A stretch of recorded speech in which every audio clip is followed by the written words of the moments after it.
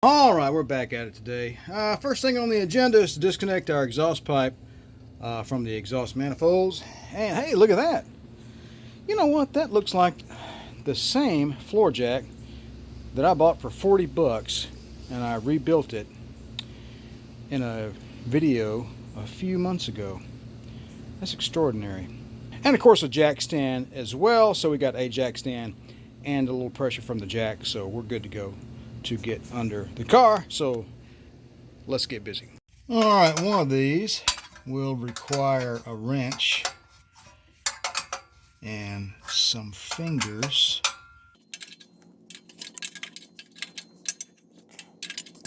All right, I wasn't recording that, I don't guess, but I had to use a wrench on one of these, and I simply pulled out the Earthquake XT on the other two. So let's move over to the other side and disconnect the other exhaust pipe. Looks like my power steering's leaking. And we'll work on that later. Oh yeah, and the valve covers have been leaking too. You can see all that stuff running down from the side of the engine there. I'll tell you about the valve cover leaks here in a little bit. You'll be astonished at what I found. Alright, that's what that little cover looks like. Yeah, it'll go back on the car. It serves a purpose. It's a heat shield. We'll set that right there. You just don't go anywhere now, okay? Alright, this engine is led an easy life. So these exhaust manifold bolts should not give me too much of a hard time. All right, we'll let that soak in for a moment and take that manifold off. All right, these are 9/16. Look at that. Heck, it's just falling out of there. Come on now. Perfect condition. Look at that.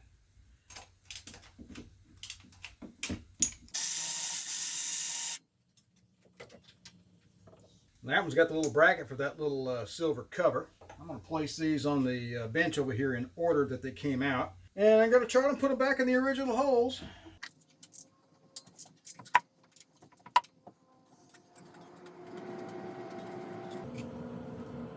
They're in really good condition. Of course, this car has led an easy life. Except for when I was putting my foot in it. This back one's a little difficult to get to. Come on.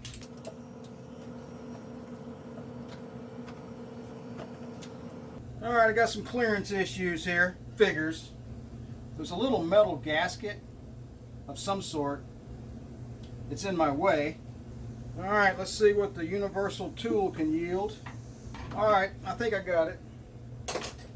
I'm not sure what that is. Some kind of a metal washer on that bolt. But I got clearance now. Ow. Stabbed myself with a little piece of metal. Not sure what that's about.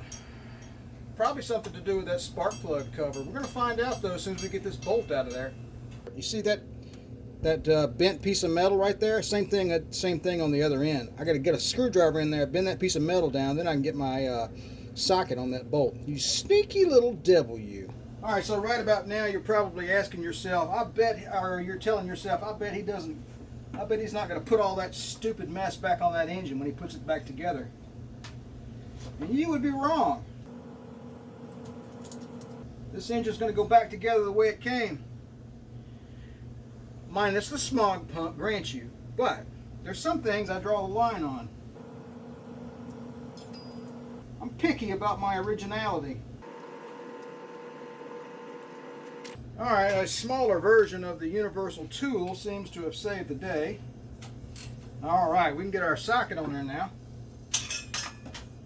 And we'll drop it on the floor. Never fear. Always have another socket near. Alright, so we got to get this one for the air conditioning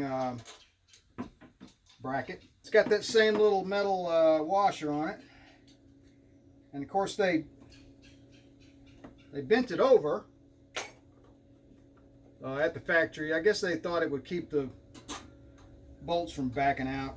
I don't know. That's not even tight. It's loose. All we need is an open end wrench and that'll get it. So I'll just speed the video up and it'll look like I've got, like, you know, superhuman stuff going on. I think I can get it with my fingers now. As far as I know, these manifolds have never been off this engine. As far as I know.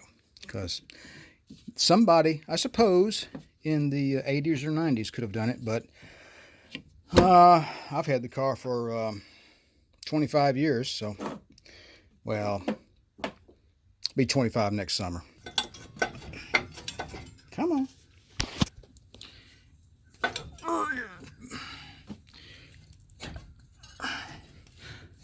Oh, that's funny.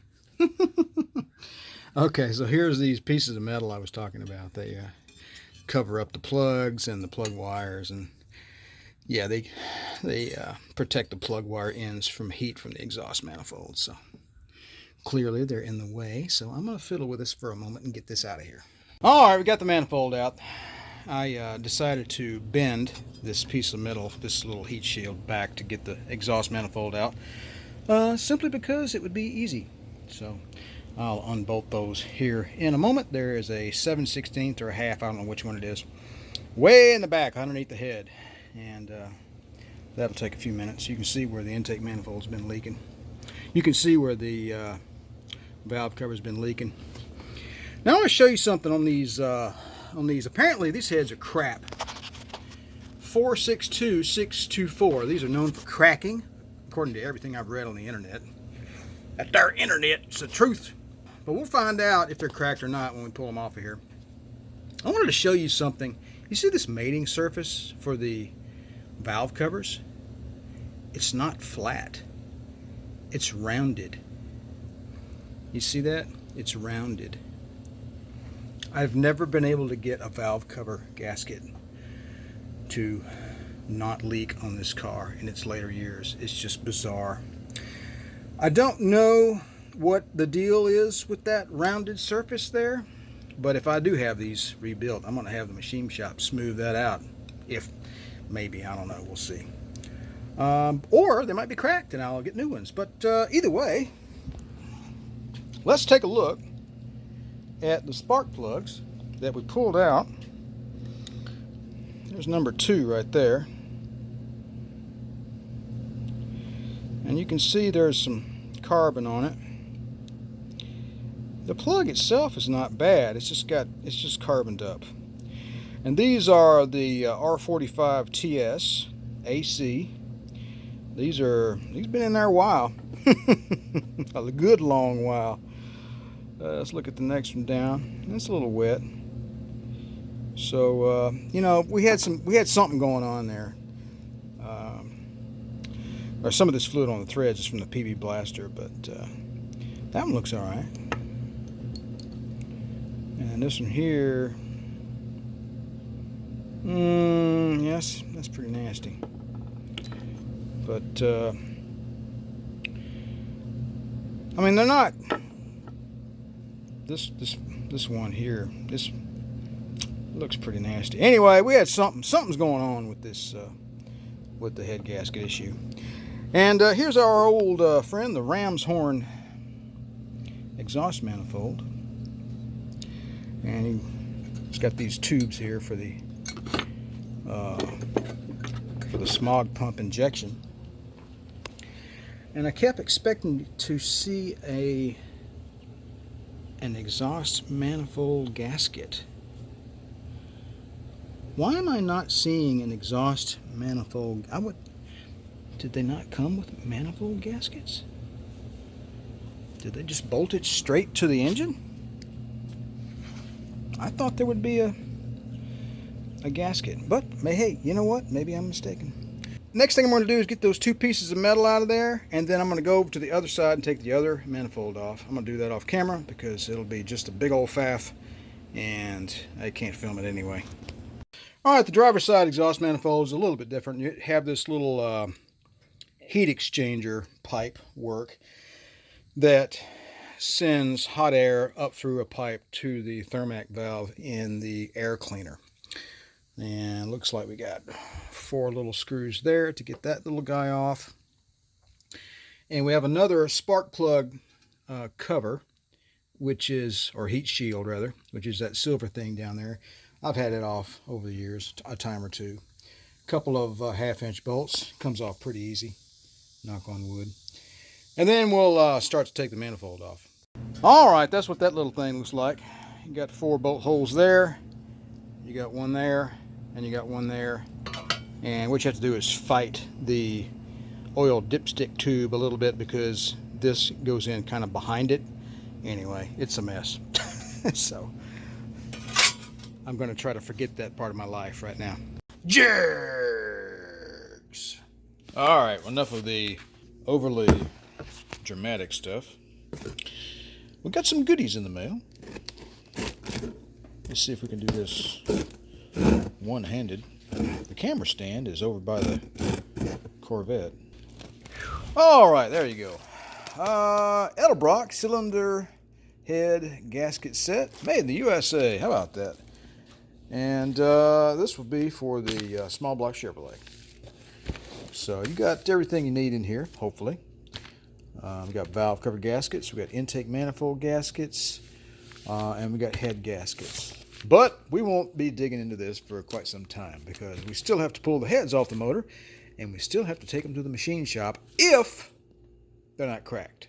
As I stated earlier, the 624 heads are notorious for cracking, and if they are in fact cracked, one of two things: either replacement numbers matching heads or aftermarket replacements, and we'll have to figure out which ones we would want in that case. But there's a bunch of ifs in all of that, so let's not count our chickens before they hatch. Let's just see what we have when we take these heads off. Okay, I don't know how much of this stuff I'm going to reuse or if I'm just going to trash all these valve train components. I really don't know.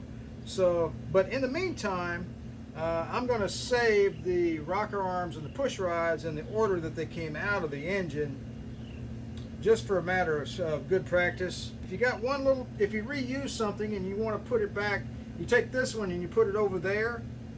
Well, it's been wearing the same way for 40-something years over here. You put it over there, it won't be good. It's bad karma. So I'm going to keep them aligned, if you catch my drift.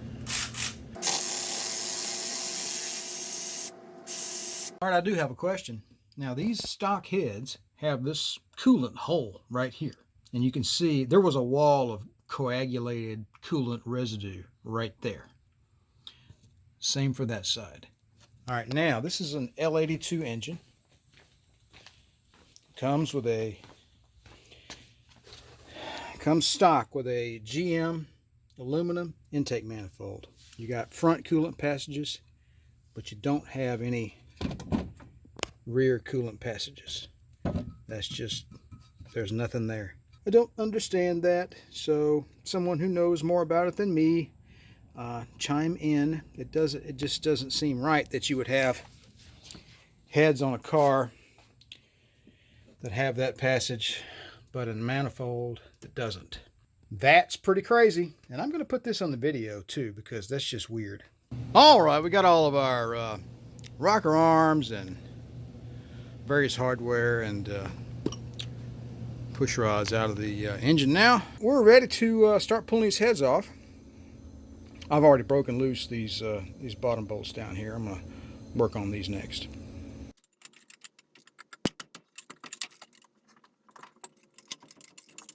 Well, I did the 2 outside ones. I guess we'll kind of stick with the pattern. Let's go back to the middle here.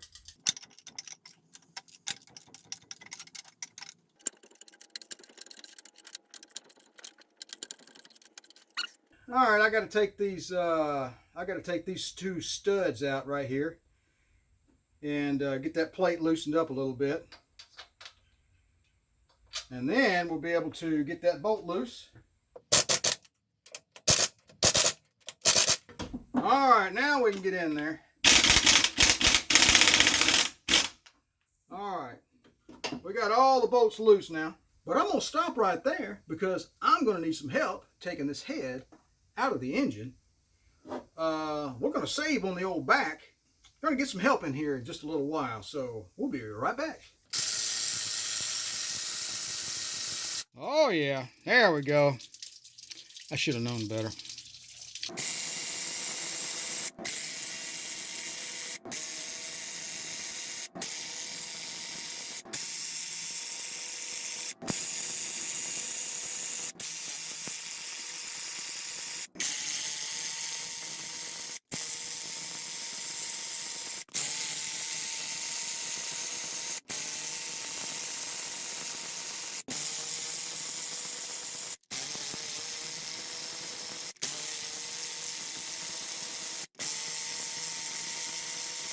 Alright, here we go.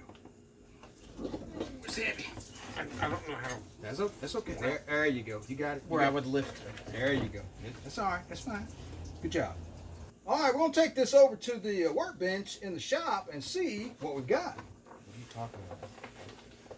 You're on camera, son. What? You're going to be on YouTube.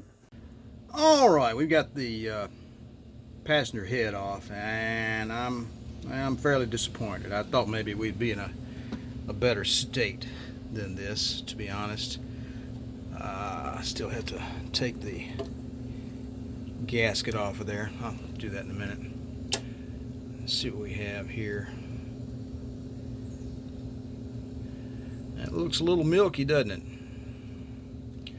So that's our little coolant and oil mixing problem. More worrying, however,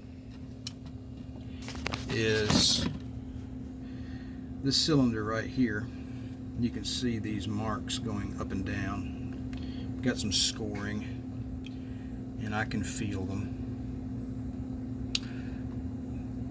I can feel them with my finger. I don't even really have to put my finger. I can really feel it with my finger nails. This one over here seems to have a little bit of crosshatch left. This one's pretty good. That one's pretty good. This one's got some scoring. You see, this one's got a big old groove in it. See that groove right there? It's like the Grand Canyon. My fingernail is scraping on it, and of course that one over there on number 2 there, I can't tell what's going on there. I guess I'm done for the day. I'm kind of frustrated now. I was kind of hoping we just pull the heads off, take them downtown, have them refurbished, slap them back on, put everything back together, and boom, boom, boom, away you go. I think maybe the block just needs a refresh, you know, it just needs a little freshening up, and there's nothing wrong with that. We haven't looked at the head yet, so let's go do that and see what we can see. All right, let's just take a look at these heads here and see what we see. So the cylinder that had the scoring in it, or the worst scoring, is this guy right here. I don't see any immediate issues. This over here looks like it's rusted. I'm assuming this is coolant getting into this combustion chamber and causing that deposit there, I'm assuming. Alright, I don't know if you guys could have a smell-o-vision, because this thing stinks. I mean, this smells nasty. You know, it doesn't smell like, God, just it's disgusting. Now, my smeller is a little fouled up, so, you know, keep that in mind. It took about 6 months for my smell to come back, but look at that nasty looking burn-on, brown, vomit-looking mess right there. So, you know, I don't know what the hell's going on with this thing. There's no holes blown out in it or anything.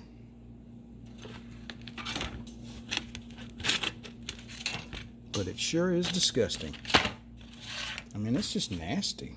I mean, I think, you know, just oil and coolant have been getting together and just having a big old orgy inside this motor. to be honest. I mean, it's just nasty. You know what? At this point, I'm not going to worry about it all that much. I'm going to pull the other head off this engine, and then I'm going to take the whole shooting match down to the machine shop and tell them to have at it. All right, I think that's about it for one day. I'll pull that other head off tomorrow.